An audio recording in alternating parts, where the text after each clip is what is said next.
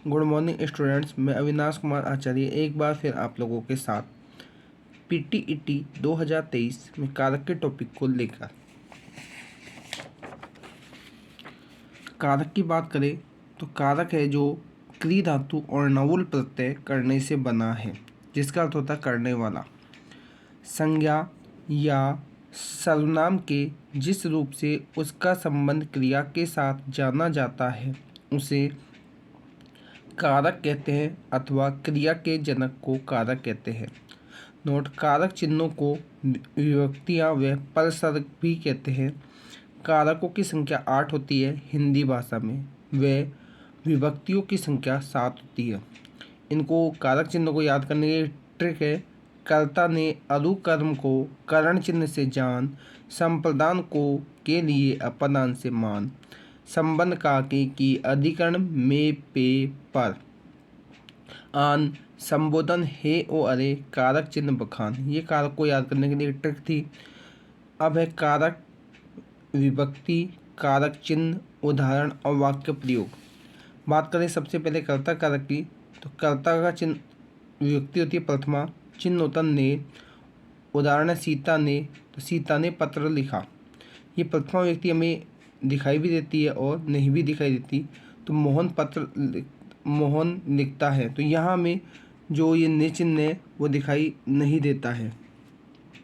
इसके बाद कर्म कारक की बात करें तो इसकी व्यक्ति द्वितीया को चिन्ह है मोहन को, मैंने मोहन को पत्र लिखा।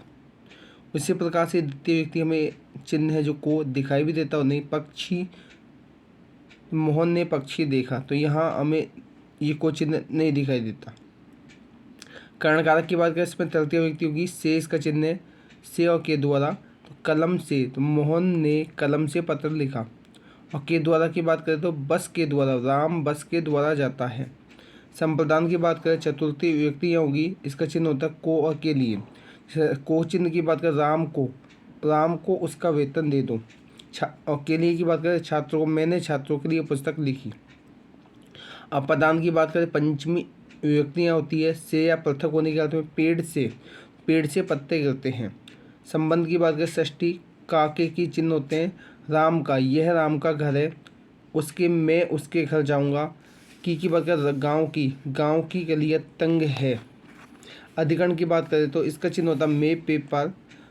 तो मैं की बात करें टोकरी में, तो टोकरी में आम रखे हैं।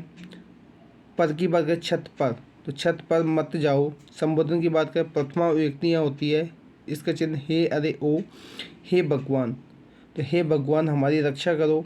अरे की बात करें अरे भाई हमारी बात सुनो। ओ की बात करें ओ मूर्ख, अकल से काम करो। यहाँ ये सबसे इम्पोर्टेंट रहेगा कि सकर्मक क्रियाओं के भूतकालीन रूपों में ने चिन्ह का प्रयोग होता है, अन्यत्र या मूल शब्द कर्ता में ही निहित होता है। यानी जो कर्ता है उसके बाद में जो ने चिन्ह का प्रयोग भूतकालीन जब क्रिया होगी तभी दिखाई देगा, अन्यथा नहीं दिखाई देगा। असमर्थता का भाव व्यक्त करने के लिए वह कर्मवाची व भाववाची के कर्ता के साथ से या के द्वारा चिन्ह होता है। नेक्स्ट अगर हम बात करें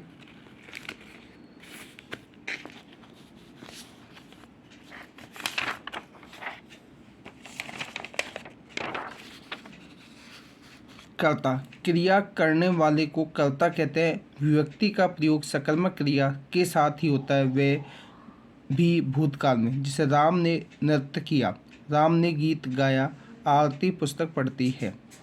कर्म कारक की बात करें, कर्ता क्रिया के माध्यम से जिसको सबसे अधिक चाहता है उसे कर्म कारक कहते हैं। नोट, सजीव कर्म के साथ ही को चिन्ह का प्रयोग होता है, निर्जीव कर्म के साथ में नहीं। जैसे राधा ने नौकर को बुलाया, वह पत्र लिखता है। नोट, आज्ञा सूचक शब्दों में निर्जीव के लिए भी को चिन्ह का प्रयोग होता है, जैसे पुस्तक को मत फाड़ो, कुर्सी को मत तोड़ो। करण कारक साधन, क्रिया के साधन को करण कहते हैं। जैसे मैं कलम से पत्र लिखता हूँ, आरती पेंसिल से चित्र बनाती है। संप्रदान की बात करें तो इसका मतलब देना। वाक्य में कर्ता जिसे देता है, जिसके लिए क्रिया करता है, उसे संप्रदान कारक कहते हैं। नोट, क्रिया द्विकर्मी हो वहाँ को चिन्ह का प्रयोग होता है, जैसे सैनिकों ने देश की रक्षा के लिए बलिदान दिया, राजा ने गरीबों को कंबल दिए। अपादान की बात करें, अपादान कारक पृथक या अलग होना, संज्ञा या सर्वनाम के जिस रूप से एक वस्तु का व्यक्ति का या दूसरी वस्तु या व्यक्ति से अलग होना या तुलना करने का भाव हो, वहाँ अपादान कारक होता है निकलना, डरना, लजाना, तुलना आदि में। जैसे वृक्ष से पत्ते गिरते हैं, गंगा हिमालय से निकलती है, बालक शेर से डरता है, बहू ससुर से लजाती है, रीना आरती से लंबी है। संप्रदान कारक की बात करें, जिस शब्द के द्वारा एक वस्तु का दूसरी वस्तु से संबंध पता चलता है उसे संप्रदान कारक कहते हैं। जैसे विजय अजय का भाई है, यह मेरी पुस्तक है, तुम अपनी बात करो। अधिकरण कारक की बात की जाए, संज्ञा या सर्वनाम के जिस रूप से क्रिया के आधार का बोध होता है उसे अधिकरण कारक कहते हैं। जैसे सिंह वन में रहता है, मोबाइल मेज पर रखा है, कवियों में कालिदास श्रेष्ठ है। संबोधन कारक की बात करें, संज्ञा के जिस रूप से किसी को पुकारा या बुलाया जाए उसे संबोधन कारक कहते हैं। जैसे अरे बेटा तुम कहाँ चले गए थे, हे भगवान कैसा जमाना आ गया है। नोट, कर्म व संप्रदान कारक में अंतर। कर्म कारक में को का प्रभाव कर्म पर पड़ता है, व संप्रदान में को चिन्ह से कर्म को कुछ प्राप्त होता है। करण व अपदान में अंतर। करण में साधन, अपदान में अलग होने का भाव होगा। करण से क्रिया का फल प्राप्त होता है, जबकि अपदान कारक से तुलना, दूरी, डरने या सीखने का भाव है। Thank you.